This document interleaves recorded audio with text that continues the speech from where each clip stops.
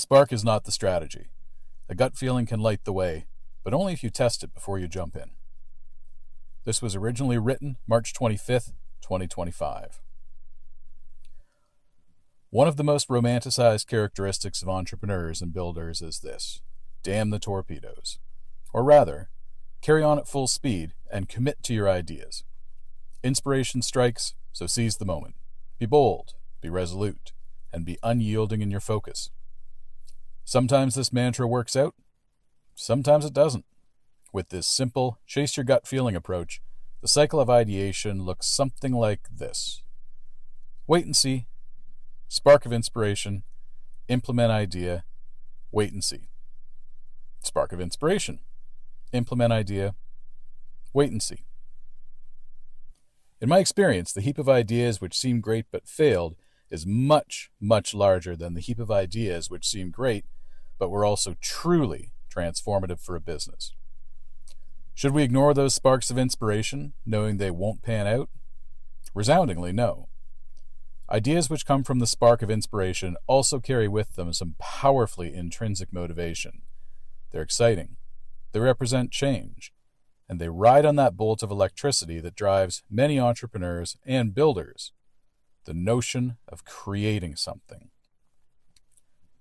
So we should trust in our sparks of inspiration, but also make every effort to beat up the ideas which come from them, to test our underlying assumptions without malice or mercy, for the ideas which make it through a bit of a punishing and still seem viable at the end are the ones which have a much better chance of being successful.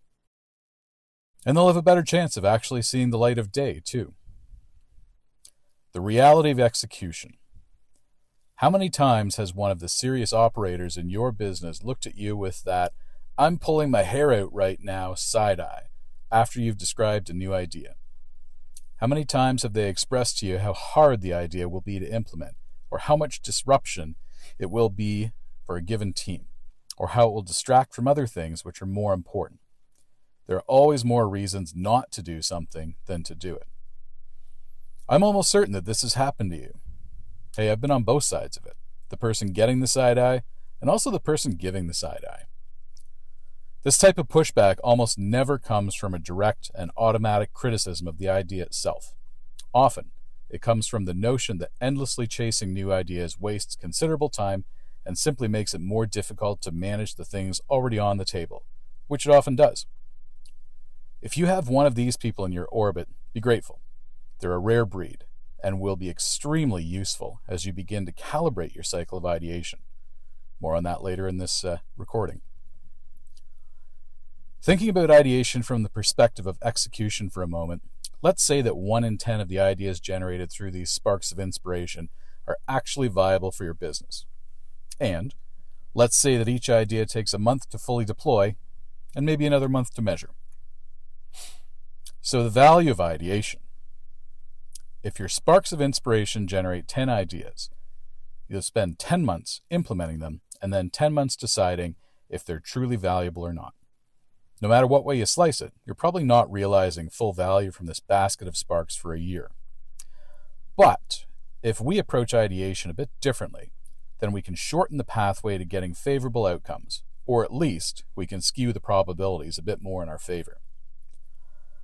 Let's say that we spend a week intensively subjecting each spark of inspiration to a validation process. Assuming that we're still generating a valid idea from a spark of inspiration 1 time out of every 10, and each valid idea still takes a month to implement and another month to measure, then we spend 2.5 months on validation each year, 1 week for 10 ideas. We spend 1 month on implementation because we found that one of our ideas will work. We spend 1 month measuring and confirming that our spark of inspiration, which survived validation, is actually delivering value to the business. By adding a validation process to our cycle of ideation, we spent 4.5 months on the same basket of new ideas to get the same outcome, instead of the 20 months invested with the seat of your pants approach. As an entrepreneur or a builder, what would you do with that other 16 months of saved time? That unlocked time is likely to be extremely valuable to you and those around you. So with this process, our spark of inspiration starts, we validate it, We implement it, we measure results, and we repeat. This is a very simplified chain of reasoning, of course, just to illustrate the point. In practice, ideation and implementation can work in parallel. It also doesn't necessarily take a month to implement an idea. It could be considerably less, could also be considerably more. The chain of reasoning is still valid, though. If you invest time up front to validate your sparks of inspiration before acting on them, you'll very likely drive innovation and value creation in your business with far less wasted time. The amateur economist trapped inside of me screams that this is also a powerful way to support and improve the overall productivity of your growing business. How to validate your sparks. Validating a spark of inspiration isn't necessarily about proving beyond a shadow of a doubt that a given idea will be successful. None of us has a crystal ball, after all. Rather, spark validation is about stress testing an idea robustly enough so as to build confidence that the given idea could work.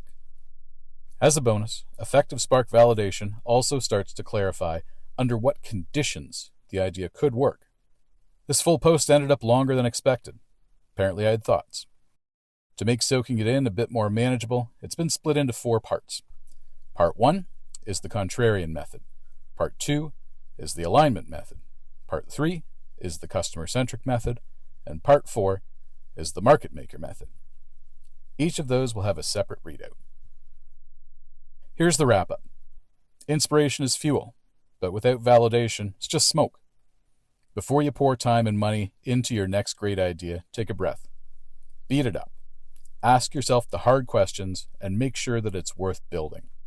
Your future self and your team will thank you for it. And that wraps up our readout of The Spark is Not the Strategy. Thanks for listening to the Journey Podcast Edition.